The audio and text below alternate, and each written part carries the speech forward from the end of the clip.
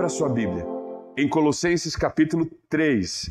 E eu quero ler com você o texto bíblico da manhã de hoje e quero pensar com você sobre este texto. A palavra de Deus assim nos diz: portanto, já que vocês ressuscitaram com Cristo, procurem as coisas que são do alto, onde Cristo está assentado à direita de Deus.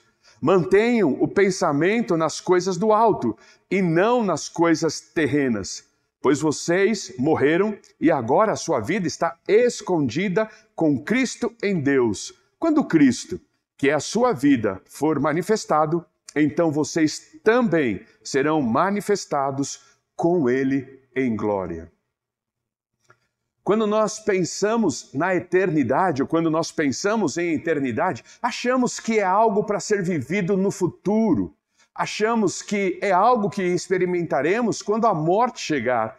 Achamos que é algo que só vamos viver quando, do lado de cada eternidade, cessarmos a vida, quando deixarmos esses dias, quando nos separarmos das pessoas que amamos, quando não estivermos mais, construindo nada, quando todo o trabalho cessar do lado de cá, e aí achamos então, chegou o tempo da eternidade, chegou o momento de vivermos a eternidade, mas é um grande engano nosso. O apóstolo Paulo diz, e é gostoso nós vermos esse aspecto da palavra de Deus, nada é apenas para depois. Tudo que está nas Escrituras Sagradas é para agora, é para este momento, é para já. E quando nós pensamos na eternidade, isso não é diferente. Por isso, um grande missionário, um grande pregador do Evangelho, lá do século XVI, chamado Jonathan Edwards, ele diz assim, que é necessário que seja impresso, estampado em nossos olhos a eternidade. O que é que Jonathan Edwards queria dizer? Que nós precisamos viver esse tempo movidos, orientados com esse senso de eternidade. Não com a urgência da eternidade, mas com esse sentimento de eternidade. De que tudo que nós fazemos não morre aqui. De que tudo que nós fazemos não acaba aqui. E de que tudo que nós vivemos não some, não evapora pura e simplesmente da noite para o dia. E quando nós entendemos que a vida ela deve ser movida pela eternidade, nós então começamos a pensar, a prestar mais atenção em tudo aquilo que estamos fazendo. O apóstolo Paulo vai então fazer 3 afirmações de que a eternidade começa agora, começa hoje e podemos viver hoje. A primeira afirmação que o apóstolo Paulo fala é sobre o nosso status. Ele vai falar então sobre a nossa identidade com Cristo e o nosso status deste momento. Qual é o seu status? Você ressuscitou.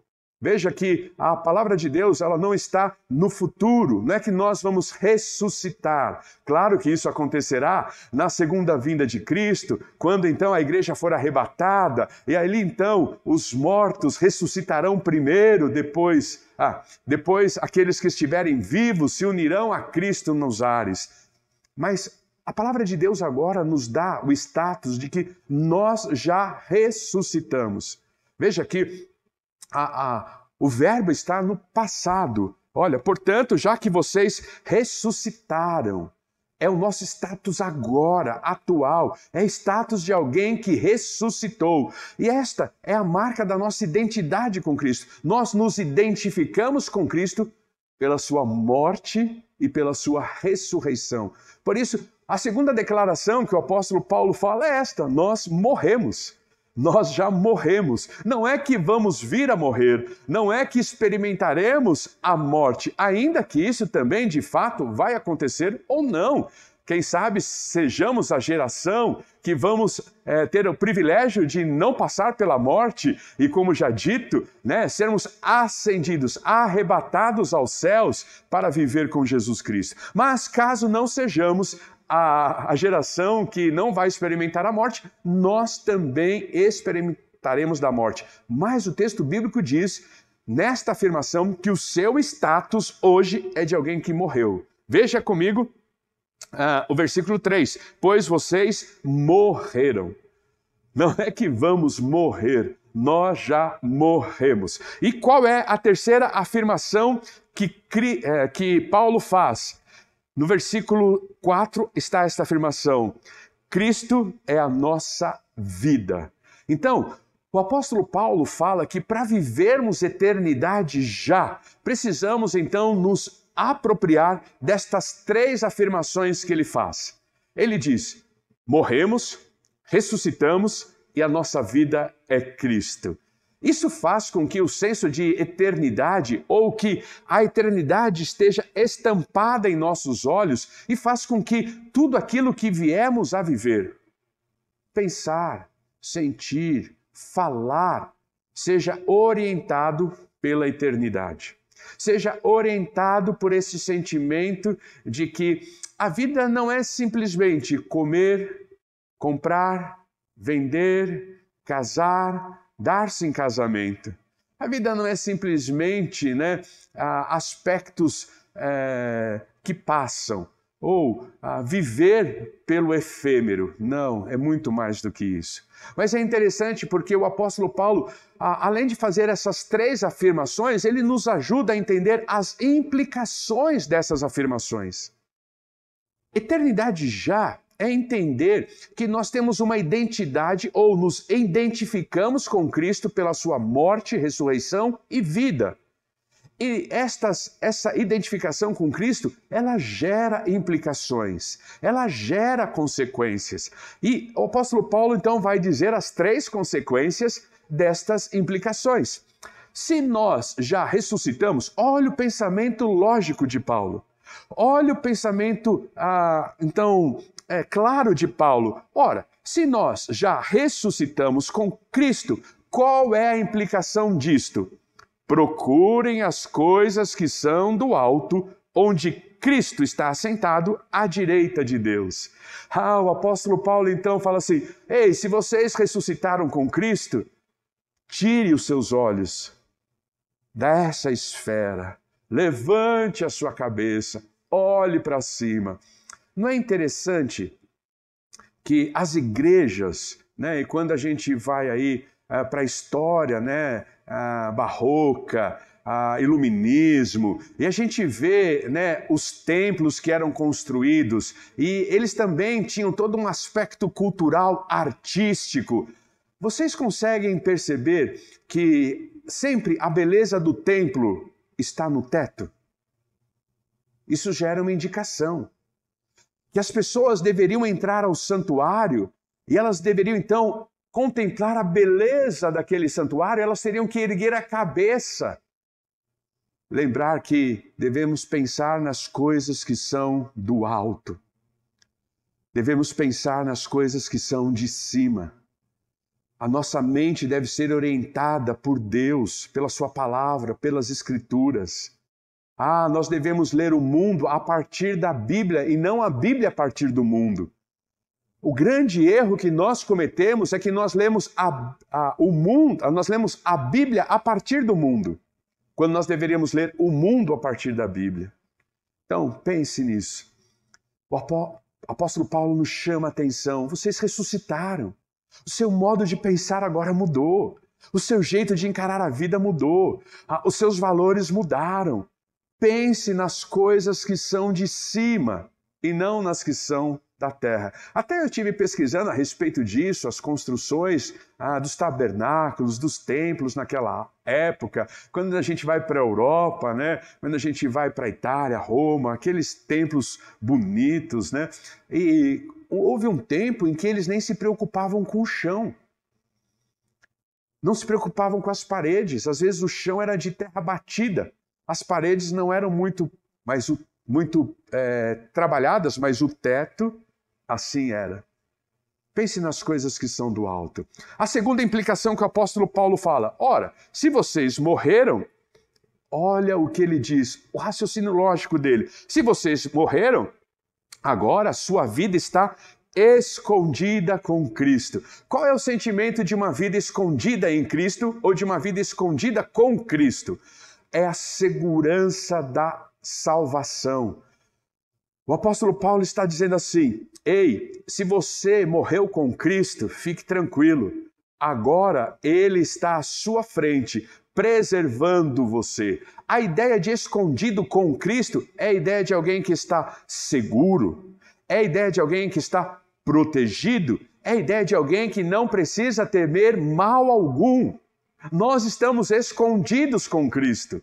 E nada do que acontece em nossas vidas acontece sem o aval dele, sem a permissão dele, sem ele então não apenas permitir, mas supervisionar tudo aquilo que está acontecendo em nossas vidas. Estar escondido é estar então protegido. Essa figura é muito linda porque ela traz também o sentimento da preservação dos salvos. Por isso eu creio, continuo crendo e continuo ensinando que o crente em Cristo Jesus, aquele que morreu com Cristo, este jamais perde a sua posição de salvo em Cristo Jesus. Salvação não se perde. Eu não recebo hoje e perco amanhã, amanhã recebo de volta e perco de novo. Não, uma vez para sempre, porque nós estamos escondidos em Cristo. Lembre-se, esta figura é a figura de proteção. É a figura de cuidado, é a figura de livramento. Então, se você morreu com Cristo, a implicação disto é segurança para você. Fique tranquilo. Os dias são trabalhosos, sim. As flechas às vezes nos acertam, sim. Choramos, sim. Temos preocupações e muitas. Nosso coração fica apertado, sim. Mas você está escondido em Cristo. Ou eu devo fazer a pergunta, você está escondido em Cristo? Você já morreu com Ele? A eternidade, então, é muito prática. Estampar a eternidade nos olhos é a lembrança de que nada pode acontecer na minha vida sem a supervisão desse Cristo que nos ama. O desemprego, Ele está supervisionando o seu momento. A enfermidade, Ele está supervisionando este momento. É os relacionamentos quebrados, Ele está supervisionando. É o luto, Ele está supervisionando o seu coração. Qual é o seu momento mais sensível, mais frágil, mais vulnerável na manhã de hoje? Fique tranquilo, você está escondido. Só lhe acham aqueles ou aquilo que Jesus permitir lhe acharem. Você consegue entender isso? Como é gostoso, né? A inocência de criança. Agora eu estou curtindo um pouquinho os nossos sobrinhos, o Dom e o Daniel. Como é gostoso, criança. E como é gostoso brincar com eles e ver a inocência. Você já brincou de esconde-esconde com uma criança? Eu consigo agora brincar de esconde-esconde com uma criança. Conta até 10 aí. 1, 2, 5, 7, 9, 10. Se eu tampar o rosto, eu estou brincando de esconde-esconde com uma criança. Você já viu como a criança se esconde? Ela deixa todo o corpo de fora, às vezes. Você está escondido em Deus. Escondido em Cristo. Só lhe acham e só coisas ou pessoas acham você que passa pela permissão de Jesus.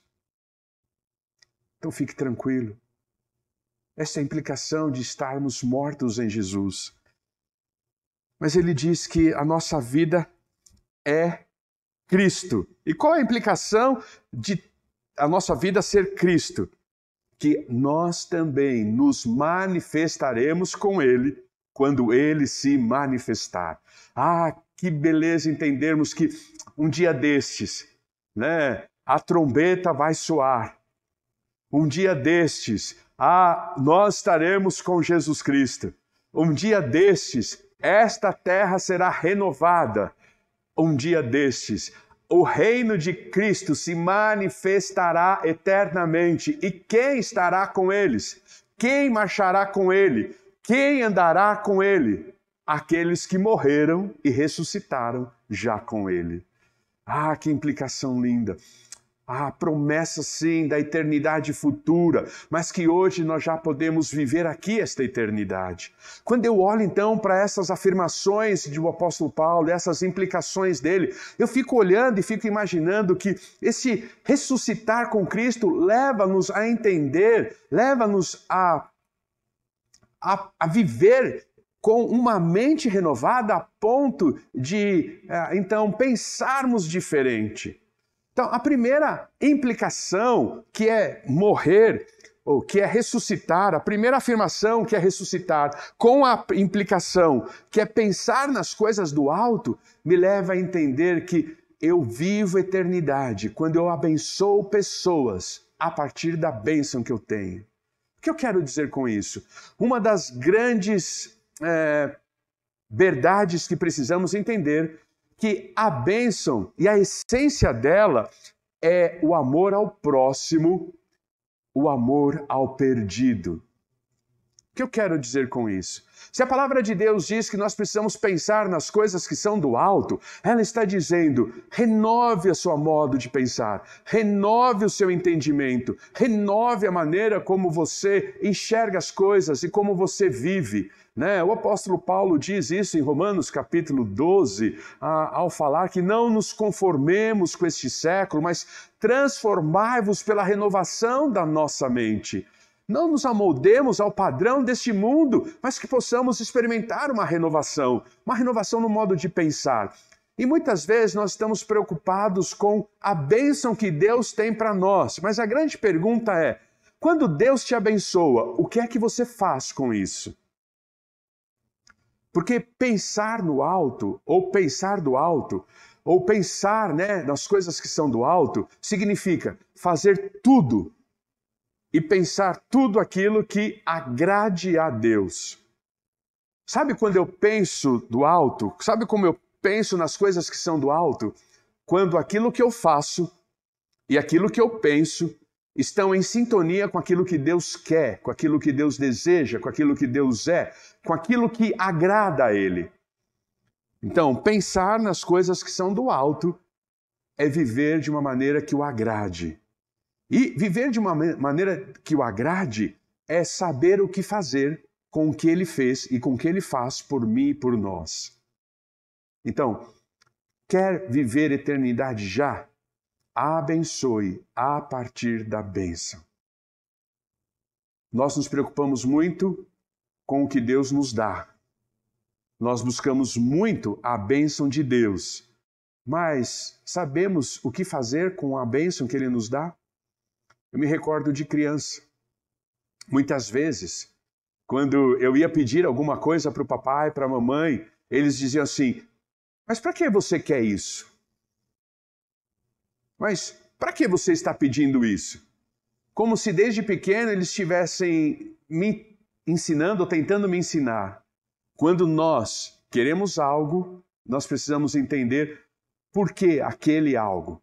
E como aquele algo vai beneficiar não apenas a mim, mas aqueles que estão ao meu entorno.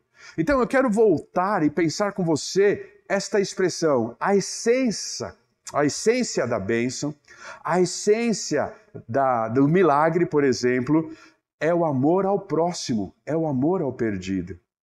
Você quer um exemplo? Moisés. Moisés estava diante do Mar Vermelho. Por que é que Deus abriu o Mar Vermelho a Moisés? Porque atrás dele tinha um monte de perdidos, tinha um monte de escravos. E Deus queria libertar esses escravos. Deus abre o Mar Vermelho a Moisés, não para que Moisés simplesmente ele passasse, mas que a partir da bênção que Moisés estava recebendo, todo um povo, toda uma geração pudesse receber esta bênção também. Por que é que Deus vai te abençoar se não tem ninguém lhe seguindo? Se não tem ninguém sendo influenciado por você? Se não tem ninguém sendo discipulado por você? Se não tem ninguém do qual você ama, do qual você se derrama, do qual você investe tempo, vida, oração, testemunho, por que é que Deus vai te abençoar se você não tem evangelizado ninguém? Deus não desperdiça nem bênção. Se Ele nos abençoa, é para que nós possamos abençoar outros. Quer um outro exemplo? Jesus está diante da multidão e ele está pregando, e ali então os discípulos chegam e falam assim: olha, tem muita gente aqui, e Jesus fala, é verdade, então vamos fazer o seguinte, eles já estão com fome, estão aqui há muito tempo, me ouvindo. Olha, vai lá, André, pega um pouquinho de comida para esse povo aqui e alimenta-os. André ficou meio confuso, falou, mas como, Senhor, é muita gente, como que nós vamos alimentar? Aí vocês conhecem a história, né? O menininho que tinha a lancheira preparada pela mãe, e aí o menininho tinha lá pães e peixes, e Jesus falou assim, vamos multiplicar. Por que é que Jesus fez esse milagre? Por que é que Jesus abençoou aquele povo? Jesus multiplicou pães e peixes para que os discípulos pudessem dividir. Por que é que Deus multiplicaria possibilidades na sua vida se você não tem a mínima intenção de dividir? Bênção é Deus multiplicando para nós dividirmos. Isso é bênção. Isso é pensar do alto, pensar nas coisas que são do alto. Isso é viver eternidade na prática. Pensar nas coisas que são do alto é entender, se Deus tem me dado, é para que eu possa repartir. Se Deus tem multiplicado, é para que eu possa dividir. Deus não vai multiplicar nada em sua vida se você não estiver predisposto a dividir. Claro, pelo esforço do nosso trabalho, pela nossa capacidade intelectual, pelo nosso gerenciamento, nós temos a possibilidade de multiplicar muitas coisas. Eu conheço algumas pessoas, alguns empresários, até hoje convivo com eles, a gente bate papo, a gente fala sobre um monte de coisa. E eu admiro a capacidade que homens têm de fazer dinheiro. E eu conheço muitos empresários que eles têm capacidade de fazer dinheiro. Mas não é assim para o povo de Deus. O povo de Deus, ele também tem capacidade de fazer dinheiro. Mas o povo de Deus, ele não está preocupado em fazer dinheiro porque ele quer mais conforto, mais bem-estar, mais segurança para ele e para a sua família. Porque ele sabe que aquilo que Deus multiplica em sua vida é para que ele possa dividir. A matemática de Deus é essa. Ele multiplica, você divide. Pensar nas coisas que são do alto é entender que abençoamos a partir da bênção que recebemos. Deus nos abençoa para que possamos abençoar. Não é para que estejamos simplesmente seguros, confortáveis, acomodados. Não! Por isso o apóstolo Paulo diz, vocês ressuscitaram com ele. E agora vocês vão continuar pensando do mesmo jeito que vocês pensaram antes? Vocês vão continuar vivendo o egoísmo de vocês, a indiferença de vocês, a insensibilidade de vocês, a apatia de vocês, a falta, de empatia de vocês? Não! Agora vamos começar a pensar nas coisas que são do alto. Como é gostoso nós saber, como é gostoso nós percebermos que Deus é o Deus que doa. Ele doou o seu Filho para que nós hoje pudéssemos estar aqui. Então, a eternidade já é vivermos e é levarmos a deixar. É vivermos de uma forma, é levarmos a vida de uma forma que deixamos uma marca, que deixamos uma autenticidade na vida de outros. Uma marca na vida de outros. Mas quando eu olho então para a segunda afirmação e implicação que o apóstolo Paulo faz no versículo 3, porque nós morremos e agora a nossa vida está escondida em Cristo, eu então entendo que Cristo morreu para que nós pudéssemos ter uma nova vida. Viver eternidade já é produzir mudança a partir da nossa própria mudança. Por que é que o apóstolo Paulo diz assim? Pois vocês morreram. Morreram como? Se eu estou aqui falando com vocês. Morreram do quê? O que é que o apóstolo Paulo quer dizer? Volte comigo no capítulo 2 no versículo 20, e você vai entender claramente o que é que o apóstolo Paulo está dizendo quando ele diz assim: porque vocês morreram. Olha o versículo 20. Já que vocês morreram com Cristo para os princípios elementares deste mundo, por quê? Como se ainda pertencessem a eles, vocês se submetem às regras. Não manuseie, não prove, não toque. Eu me lembro um momento do meu ministério em que os homens da igreja, e quando nós estávamos reunidos, eles sempre tinham uma pergunta a fazer a mim. E isso acabou virando até uma brincadeira na época, né? E hoje virou até um meme da época. E eles falaram assim: pastor, crente pode ou não pode? Sempre quando eles queriam fazer alguma pergunta para mim, eles iniciavam essa pergunta dizendo assim: pastor, crente pode ou não pode? Irmãos, nós morremos para este padrão de vida. O crente pode ou não pode? A palavra de Deus diz que o crente pode tudo. Mas a palavra de Deus também nos diz que nós temos o discernimento e a mente que Cristo está produzindo em nós para entender que além de eu poder tudo, tem muitas coisas que não me convêm. Então, mesmo eu tendo o poder, a liberdade para fazer o que eu quiser, na hora que eu quiser, do jeito que eu quiser, o apóstolo Paulo diz: mas tem coisa que não convém, por que é que eu vou fazer aquilo que não convém? Mas o que me preocupa é que Deus, o apóstolo Paulo diz que nós morremos em Cristo Jesus e ainda estamos escravizados por regras, por padrões humanos, por princípios humanos, por tradições humanas, das quais nós nem entendemos por que é que assim foi feito no passado, mas continuamos a fazer. Olha o que o texto continua fazendo: não manuseie, não prove, não toque. Todas estas coisas estão destinadas a perecer pelo uso, pois se baseiam em mandamentos e ensinos humanos. Estas regras têm, de fato, a aparência de sabedoria com sua pretensa religiosidade, falsa humildade e severidade com o corpo, mas não têm valor algum para refrear os impulsos da carne. O que é que o apóstolo Paulo está falando? Nós morremos para este jeito de levar a vida, de pensar a vida, né, baseado nos valores e nos padrões da nossa humanidade.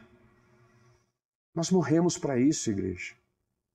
Lembre-se que é a palavra de Deus que deve guiar os seus pensamentos. Leia o mundo a partir da Bíblia e não a Bíblia a partir do mundo. Tome as suas decisões baseadas nas Escrituras Sagradas. Por que é que Cristo declara que por que o apóstolo Paulo declara que nós morremos em Cristo? Porque ele está sugerindo que, de fato, agora nós temos uma nova vida. As coisas velhas já passaram, eis que tudo se fez novo. E esta nova vida exige de nós mudança. Mudança no nosso procedimento, mudança no nosso pensamento, mudança nas nossas avaliações, mudança no nosso jeito de agir. Não é assim que nós esperamos. Nós não esperamos que por esta igreja entre pessoas drogadas e aqui encontrem Jesus Cristo e saiam daqui sem mais escravizadas pelas drogas. Não é assim, irmãos, que a gente espera que por estas portas entre pessoas totalmente envolvidas com a prostituição e aqui encontrem Jesus Cristo e saiam daqui e larguem a prostituição. Não é assim que nós esperamos, irmãos, que por essas portas entre pessoas que estão escravizadas pelo roubo. Nós esperamos que por essas portas entre ladrões e que aqui dentro eles encontrem Jesus Cristo e saiam não querendo mais roubar. Nós esperamos que por essas portas entrem assassinos e aqui dentro eles possam encontrar Cristo Jesus e sair por estas portas sem mais matar ninguém. Mas como essas pessoas terão vida se por essas portas entraram maledicentes e continuam saindo maledicentes? Como é que nós vamos esperar que este mundo mude E por estas portas entraram preconceituosos e continuam saindo preconceituosos. Como é que nós vamos ver este mundo mudar se por essas portas entram pessoas com os seus vícios, com as suas tradições, com as suas regras humanas e continuam saindo daqui com as mesmas regras humanas? Como é que você espera que o seu vizinho mude se você está há 20 anos tentando mudar uma coisa que você já até desistiu de mudar? Como é que você quer que os pares na sua empresa mudem se você continua lutando com a maledicência e com a língua?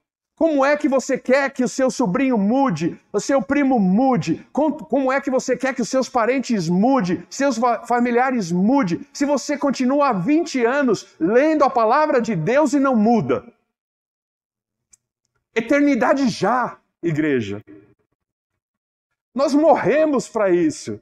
O apóstolo Paulo vai dizer, eu não me conformo. Vocês vão continuar vivendo do mesmo jeito que viviam e agora tendo Cristo? Que incoerência é essa? Que maluquice é essa? Eternidade já, igreja. Este mundo não vai mudar enquanto você não mudar. Este mundo não vai ser melhor enquanto você não for melhor. Porque você sabe muito bem, seus atos, suas atitudes, eles continuam ressoando sobre a sua cabeça num volume tão alto que o que você fala, as pessoas nem escutam. Igreja, vocês morreram com Cristo por uma nova e esperança vida. Igreja, vocês morreram com Cristo por uma nova esperança vida. Ei, continue lutando para que seus hábitos destrutivos, os seus problemas de coração corrompido, eles sejam vencidos. Não se acomode. Continua sendo pecado, mesmo que você tenha encontrado a Cristo, continua sendo pecado. Às vezes eu acho que porque estamos vivendo com Cristo, o que a gente faz de errado não é mais pecado. É pecado. E talvez pelo tempo de vida cristã que você tenha, já deveria ter dado muito tempo para você deixar Cristo mudar a sua vida. Nós só mudamos para que outros mudem. Eternidade é isso. Pensar nas coisas que são do alto é isso. Eu recebo a bênção para que outros sejam abençoados. Cristo mudou a minha vida para que a partir da minha vida eu ajude outros a mudar. E assim, a sociedade, ela pode ser vivida com o reino de Deus estabelecido. Quando a gente pensa em mudar a partir da mudança, eu preciso dizer a você que para viver algo maior, é preciso sacrificar algo menor. O que eu quero dizer com isso? Eu vou dar um exemplo. Vamos supor que você se converteu hoje. E eu perguntasse para você o seguinte: oi, que bom que você se converteu. Deixa eu fazer uma pergunta para você. Quantas horas do dia você trabalha? Ah, pastor, eu trabalho 12 horas, 14 horas por dia. Minha vida é uma loucura. Quase eu não tenho tempo mais para nada, para ninguém, para minha família. Aí vamos supor que passaram 6 meses, eu pergunto para esta mesma pessoa: olha, já são 6 meses de vida cristã. Quantas horas por dia você trabalha? Ih, pastor, não mudou quase nada. Continuo trabalhando 12, 14 horas por dia. Quase não tenho tempo para nada. Vamos supor que daqui a um ano eu converso com essa mesma pessoa. E aí, quanto tempo você tem trabalhado por dia? Ah, pastor, não mudou nada. Na verdade, estou bem cansado. Esse ano acabou nem conseguindo tirar férias. Foi um tempo muito difícil. Os alvos, os objetivos, as metas que foram colocadas foram muito altas e nós tivemos que nos doar e redobrar carga. Na verdade, eu estou trabalhando 12, 14 horas por dia. O que eu teria que perguntar para esta pessoa? Ei, mas você morreu com Cristo. para que este quadro mudasse. Igreja, se você quiser trabalhar por algo maior, você vai ter que abrir mão de algo menor. E eu diria para essa pessoa, Cristo lhe salvou para que você trabalhasse menos e tivesse mais tempo para anunciá-lo e fazer a vontade dele e pensar nas coisas que são do alto. Você vê, irmãos, como pequenas coisas como esta demonstram que o mundo não vai mudar enquanto nós não mudarmos. Se nós quisermos trabalhar por coisas maiores, nós vamos ter que abrir mão de coisas menores. E não existe nada maior do que viver por Cristo e para Cristo. E termos a consciência de que estamos escondidos nele, nos dá liberdade para dizer não, para impor limites, viver para ele, não para a sua empresa. Muitos de nós estamos vivendo para as nossas empresas. Nem estamos vivendo para a nossa família, nem estamos vivendo para Cristo. Eternidade já, igreja. Eternidade já. Mas olha que curioso, o texto bíblico vai falar então que a afirmação de que a nossa vida é Cristo, e a implicação de que por isso nós nos manifestaremos com Ele um dia, me faz pensar que abençoamos a partir da bênção que recebemos, o mundo muda a partir da mudança que experimentamos, mas também vivemos a partir da vida que recebemos. Então eu quero reforçar isso com você. Eternidade já é abençoar a partir da bênção que recebemos. Eternidade já é vermos as pessoas mudarem a partir da mudança que experimentamos. Eternidade já é viver a partir da vida que vivemos. E é interessante porque o apóstolo Paulo vai declarar assim no versículo 4, quando Cristo que é a sua vida. Cristo é a nossa vida. Você percebeu quantas vezes Cristo foi mencionado em 4 versículos? Olha, foi com Cristo que nós ressuscitamos. Foi com Cristo que nós morremos. É em Cristo que estamos escondidos. É em Cristo que estaremos pensando no alto, com Cristo que está à direita do Pai que devemos pensar. E a nossa vida é Cristo. E olha que interessante, veja comigo o versículo 11 desse mesmo capítulo 3. Nessa nova vida, já não há diferença entre grego e judeu, circunciso e incircunciso, bárbaro e cita, escravo e livre, mas Cristo é tudo e está em todos. O que o apóstolo Paulo está nos sugerindo que haverá apenas vida a partir da vida que nasceu em nós quando aceitamos a Jesus como Senhor e Salvador. Claro que esta vida que o apóstolo Paulo está falando, ela também nos faz pensar, porque ele fala sobre manifestar a eternidade que está por vir. Mas a eternidade que está por vir é pura e simplesmente uma consequência da eternidade que já está posta no nosso coração, que já está impressa em nossos olhos e que já tem norteado, motivado, encorajado e orientado as nossas vidas nesse tempo. O apóstolo Paulo está dizendo então que a nossa vida é Cristo, assim como João disse lá no seu evangelho, quando ele disse que Cristo veio para que possamos ter vida e vida em abundância, para que possamos então, fluir vida. E a partir de nós, vida ser fluída na vida de outros. Só vale a pena a vida se ela for vivida com Cristo Jesus. Eternidade já é a lembrança de que a sua vida, ela continua sendo sal da terra e luz do mundo. Você sabe muito bem, eu não sou um grande cozinheiro. Na verdade, eu não sei fritar nenhum ovo. Como eu gosto de dizer, eu não sei cozinhar. Eu não gosto de cozinhar. E eu só não tenho raiva de quem cozinha, porque é a partir das mãos deles que eu me alimento. Mas você sabe que sal não é tempero. A gente não tempera coisa com sal. A gente tempera coisas com outros temperos. Sal é simplesmente para realçar sabor. Então, quantas pessoas falam assim, vamos temperar o mundo com sal? Não. Se a gente temperar o mundo com sal, vai ficar salgado, né? E aí, essa semana eu vi um post aí, um meme antigo, né? Falando exatamente a respeito disso.